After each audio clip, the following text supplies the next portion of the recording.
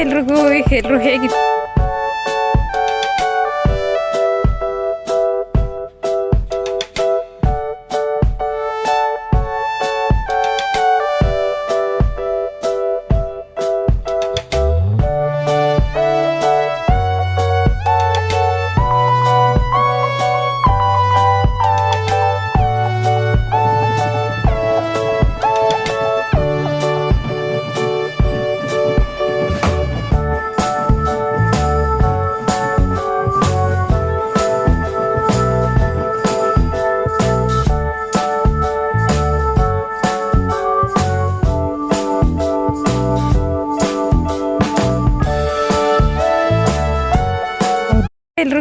ಎಲ್ಲರೂ ಹೇಗಿದ್ದೀರಾ? I hope ಎಲ್ಲರೂ ಚೆನ್ನಾಗಿದ್ದೀರಾ ಅಂತ ಭಾವಿಸ್ತಾ ಇವಾಗ ಬ್ಲಾಗ್ ಸ್ಟಾರ್ಟ್ ಮಾಡಿದ್ದೀನಿ.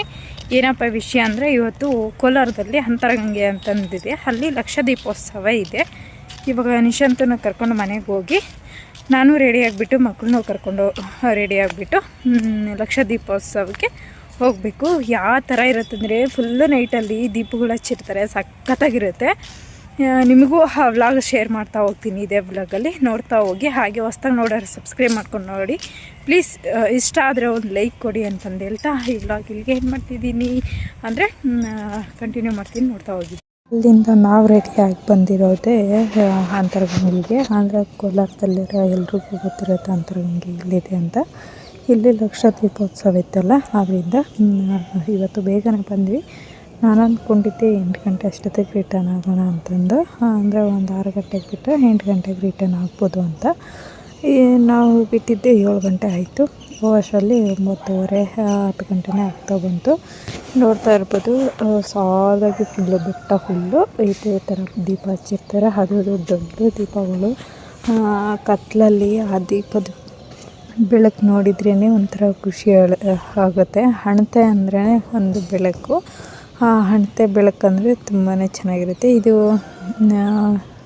ನೋಡ್ತಾ ಇದ್ದರೆ ಈಶಾ ಫೌಂಡೇಶನ್ ಡೇ ಇರುತ್ತಲ್ಲ, ಆ ಥರ ಅನ್ನಿಸ್ತಾ ಇತ್ತು. ಈಶಾ ಫೌಂಡೇಶನ್ ಥರ ಚಿಕ್ಕದಾಗಿ ಮಿನಿ ಥರ ಚೆನ್ನಾಗಿ ಅನ್ನಿಸ್ತು. ಇವಾಗ ಒಂದು ಸೈಡ್ ಹೋಗೋದು, ಒಂದು ಸೈಡ್ ಬರೋದು, ಸೆಂಟ್ರಲ್ಲಿ ಮತ್ತು ಆ ಕಡೆ ಈ ಕಡೆ 3 ಕಡೆನೂ ದೀಪ ಹಚ್ಚಿದ್ರು.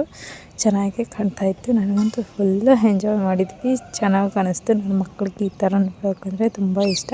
ಫಾರ್ ಎ ಚೇಂಜು ಅವ್ರಿಗೂ ಕೆಲಸ ಮಾಡಿ ಬಿಸಿ ಇರ್ತಾರೆ, ಮಕ್ಕಳಿಗೂ ಓದಿ ಸಾಕಾಗಿರುತ್ತಲ್ಲ, ಅಂದರೆ ಏನೋ ಒಂದು ಸ್ವಲ್ಪ ಚೇಂಜಸ್ ಇರಲಿ ಅಂತ ಈ ಥರ ಕರ್ಕೊಬಂದಿದ್ವಿ. ನೋಡ್ತಾ ಇರ್ಬೋದು ಯಾವ ಥರ ದೀಪ ಹಚ್ಚಿದ್ರು ಅಂತ.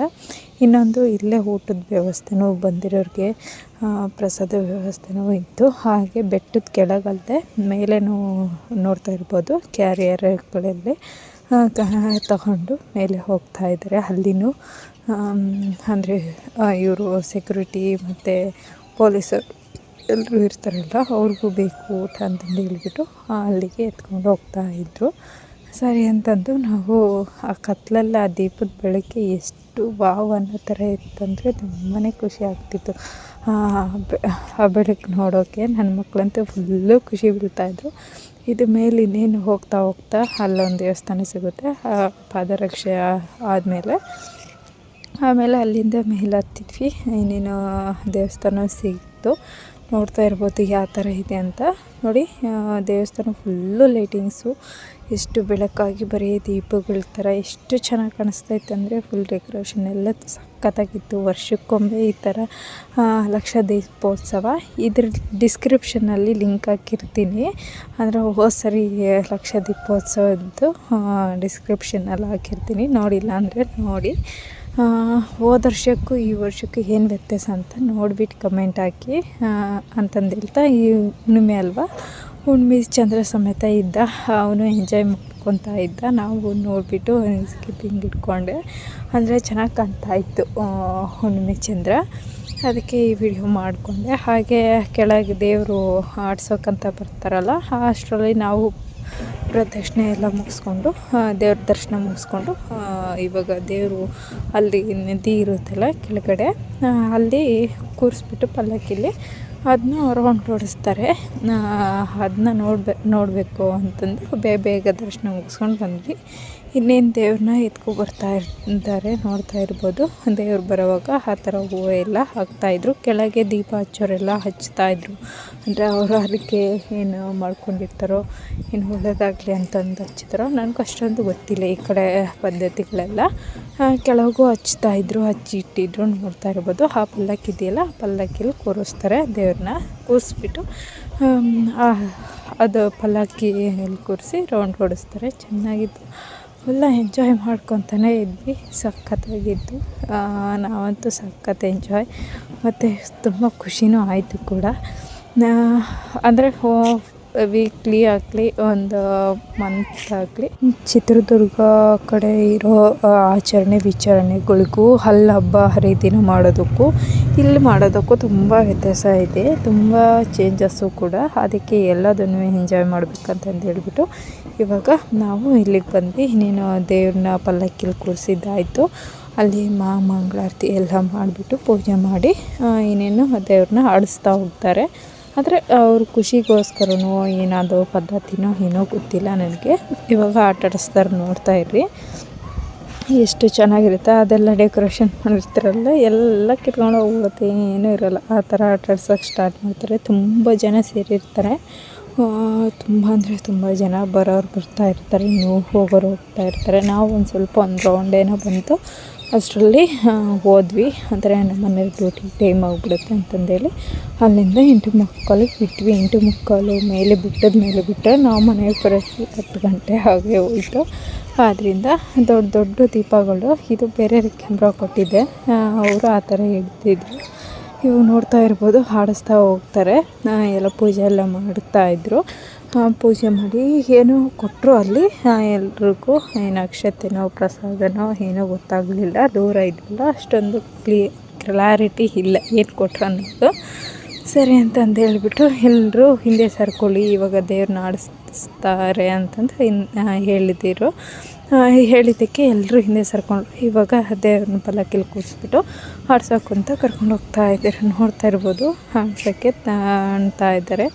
ಸ್ಟಾರ್ಟ್ ಆಯಿತು. ಇನ್ನೇನು ಎಷ್ಟು ಚೆನ್ನಾಗಿ ಆಡಿಸ್ತಾರೆ, ಮತ್ತು ತುಂಬಾ ಇಷ್ಟ ಆಯಿತು. ಇನ್ನೊಮ್ಮೆ ಹೇಳ್ತಾಯಿದ್ದೀನಿ, ಹೋದ ಸರಿ ಏನು ಈ ಲಕ್ಷ ದೀಪೋತ್ಸವದ್ದು, ಅದು ಹೋದ ಸರಿದು ಡಿಸ್ಕ್ರಿಪ್ಷನಲ್ಲಿ ಹಾಕಿರ್ತೀನಿ, ನೋಡ್ತಾ ಹೋಗಿ. ಅದು ಅಷ್ಟೇ ಸಖತ್ತಾಗಿತ್ತು. ಆವಾಗೇ ನನಗೆ ಇಷ್ಟ ಆಗಿದ್ದು ಜಾಸ್ತಿ, ಇವಾಗೂ ಇಷ್ಟ ಆಯಿತು. ಇವಕ್ಕಿನ್ನೂ ಸ್ವಲ್ಪ ಹೋದ ವರ್ಷ ಚೆನ್ನಾಗಿ ಅನ್ನಿಸ್ತು ಅಂತಂದು ಹೇಳೋದಕ್ಕೆ ಇಷ್ಟಪಡ್ತೀನಿ. ಹಾಗೆ ಈ ವಿಡಿಯೋ ಹೇಗೆ ಅನ್ನಿಸ್ತು ಅಂತ ಕಮೆಂಟ್ ಮೂಲಕ ತಿಳಿಸಿ.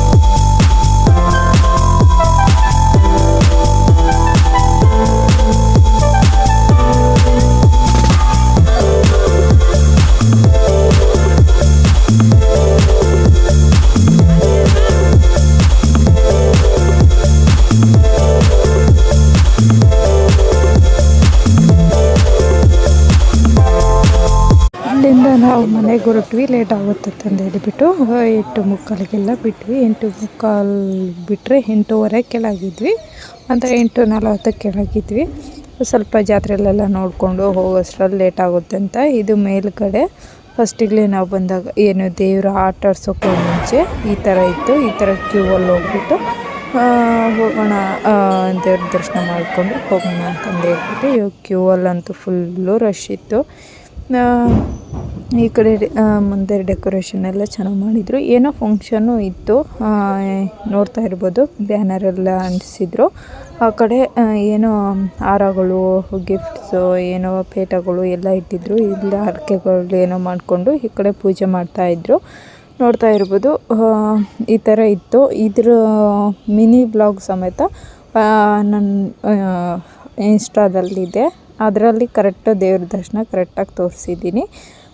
ಇಷ್ಟನ್ನು ಹೇಳ್ತಾ ಇವಾಗ ಕೆಳಗಡೆ ಹೊರಟ್ವಿ. ಹೊರಟ ತಕ್ಷಣ ಪ್ರಸಾದ ಕೊಟ್ಟರು, ತಿಂದುಬಿಟ್ಟು ಇವಾಗ ಪ್ರಸಾದ ಮುಗಿಸ್ಕೊಂಡು ಕೆಳಗೆ ಆಟ ಸಾಮಾನು ಇವರು ಜಾತ್ರೆಯಲ್ಲಿ ಕೇಳ್ಬೇಕಾ ಮಕ್ಕಳು, ಅದು ಕೊಡಿಸು ಇದು ಕೊಡಿಸು ಅಂತಂದು ಹೇಳ್ತಾಯಿದ್ರು. ಹಾಗೆ ಅವ್ರಿಗೆ ಏನೇನು ಬೇಕು ಅಂತಂದೆಲ್ಲ ಕೊಡಿಸಿ ನಾನು ಒಂದೆರಡು ಪ್ಲೇಟ್ ತೊಗೊಳೋದಿದ್ರು, ಅಂದರೆ ನೆನಪಿಗೋಸ್ಕರ ಅಷ್ಟೇ. ಇಡ್ಲಿ ಪ್ಲೇಟು ಬರುತ್ತಲ್ಲ ತಿನ್ನೋದು, ಆ ಥರ ಪ್ಲೇಟ್ 2 ತೊಗೊಂಡೆ. ಅಂದರೆ ಪ್ಲಾಸ್ಟಿಕ್ ಪ್ಲೇಟ್ ಇತ್ತು, ಸ್ಟೀಲ್ ಪ್ಲೇಟ್ ತೊಗೊಳೋಣ ಅಂತಂದು ಹೇಳ್ಬಿಟ್ಟು ಅವು ತಗೊಂಡು ಇಲ್ಲಿಂದ ಹೊರಟ್ವಿ. ಹಾಗೆ ಅಲ್ಲಿ ಒಂದಿಬ್ಬರು ಅಂದರೆ ಪರಿಚಯ ಇರೋರೆಲ್ಲರೂ ಸಿಕ್ಕರು, ಅವ್ರನ್ನೂ ಮಾತಾಡಿಸ್ಕೊಂಡು, ಹೋಂಡಾದವ್ರೊಬ್ಬರು ಇಬ್ಬರು ಬಂದಿದ್ದರು, ಅವ್ರನ್ನೂ ಮಾತಾಡಿಸ್ಕೊಂಡು ಸ್ವಲ್ಪ ಮಾತಾಡ್ಕೊತ ಎಂಜಾಯ್ ಮಾಡ್ತಾ ಜಾತ್ರೆ ನೋಡಿಕೊಂಡು ಏನೇನು ಬಂದಿದೆ ಏನೇನಿಲ್ಲ. ತೊಗೊಂಡ್ಲಿಲ್ಲ ಅಂದರೂ ಜಾತ್ರೆ ನೋಡೋಕ್ಕೇನು ಕಾಸು ಕೊಡಬೇಕಂತೇನಿಲ್ಲಲ್ವ. ಆದ್ದರಿಂದ ಎಲ್ಲ ಜಾತ್ರೆನೂ ನೋಡ್ಕೊತ ಹೋದ್ವಿ. ಅಂದರೆ ಚೆನ್ನಾಗಿರುತ್ತೆ ಜಾತ್ರೆ ನೋಡೋದಕ್ಕೆ. ನಾನು ಅದು ಶಾರ್ಟ್ ವೀಡಿಯೋನೂ ನನ್ನ ಇನ್ಸ್ಟಾದಲ್ಲಿ ಅಪ್ಲೋಡ್ ಮಾಡಿದ್ದೀನಿ. ಈ ನೇಮ್ ಏನಿದೆಯೋ ಯೂಟ್ಯೂಬ್ಗೆ ಅದೇ ಇನ್ಸ್ಟಾ ID ನಂಬರು ಸಮೇತ ಹೋಗಿ ಚೆಕ್ ಮಾಡ್ಬೋದು. ಸಖತ್ತಾಗಿದೆ ಅಂತಂದು ಹೇಳ್ತಾ, ಹಾಗೆ ಇದರಲ್ಲಿ ಶಾರ್ಟ್ ವೀಡಿಯೋನೂ ಬಿಟ್ಟಿದ್ದೀನಿ, ಇದರಲ್ಲೇ ಶಾರ್ಟ್ಸು ನೋಡ್ತಾ ಇರ್ಬೋದು. ಇವಾಗ ತಟ್ಟೆ ಇಡ್ಲಿ ಪ್ಲೇಟ್ಸ್ ತೊಗೊಂಡೆ, ಇಲ್ಲೇ 100 ರೂಪಾಯಿಗೊಂದು ಅಂತಂದು ಹೇಳಿದರು. 2 ತೊಗೊಂಡು ಇವಾಗ ಈ ಮಕ್ಕಳಿಗೆ ಏನೇನು ಬೇಕು ಎಲ್ಲ ಕೊಡಿಸಿದ್ವಿ. ಅವರು ಇನ್ನೂ ಅದು ಬೇಕು ಇದು ಬೇಕು ಅಂತಂದು ಹೇಳ್ತಾಯಿದ್ರು. ಬರಪ್ಪ ಸುಮ್ಮನೆ, ಅಂದರೆ ಜಾತ್ರೆಗಳಲ್ಲಿ ಕಾಸ್ಟ್ಲಿ ಜಾಸ್ತಿ. ನಾವು ಜಾತ್ರೆಲ್ಲ ಕಡಿಮೆ ಅಂತೀವಿ, ನಿಜವಾಗ್ಲೂ ಜಾತ್ರೆಯಲ್ಲಿ ಸಖತ್ ರೇಟು, ಡಬ್ಬಲ್ ಹಾಕಿರ್ತಾರೆ ಚಿಕ್ಕ ಮಕ್ಕಳ ಆಟ ಸಾಮಾನೆಲ್ಲ. ಆದ್ದರಿಂದ ಅವನಿಗೊಂದು ಕಾರು, ಇವನಿಗೆ ಒಂದು JCB, ಇನ್ನೂ ಒಂದು ಅದೇನೋ ಲೈಟ್ ಹಚ್ಚೋದಂತೆ ಏನೇನೋ ತೊಗೊಂಡ್ಬಿಟ್ಟು ಅವನಿಗೆರಡು ಇವನಿಗೆರಡು ಕೊಡಿಸ್ಬಿಟ್ಟು ಮನೆ ಕಡೆ ಹೊರಡೋಣ, ಜೋಬ್ ಖಾಲಿ ಆಗುತ್ತೆ ಅಂತಂದು ಹೇಳಿಬಿಟ್ಟು ಅಲ್ಲಿಂದ ನಾವು ಮನೆಗೆ ಹೊರಟ್ವಿ. ಹೋಗ್ತಾ ಇದ್ದೀವಿ ಜಾತ್ರೆ ನೋಡ್ಕೊತ. ಹೇಗಿತ್ತು ಅಂತ ಕಮೆಂಟ್ ಮೂಲಕ ತಿಳಿಸಿ. ಹಾಗೆ ಹೊಸ್ದಾಗಿ ನೋಡೋರು ಸಬ್ಸ್ಕ್ರೈಬ್ ಮಾಡ್ಕೊಂಡು ನೋಡಿ. Thank you for watching. Bye.